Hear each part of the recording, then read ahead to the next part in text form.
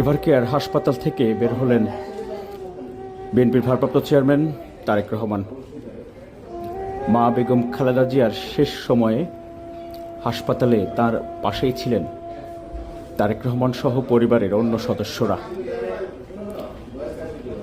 সোমবার রাতে বেগম খালেদা জিয়ার অবস্থার অবনতি হলে তারেক রহমান সহ পরিবারের সদস্যরা হাসপাতালে ছুটে যান।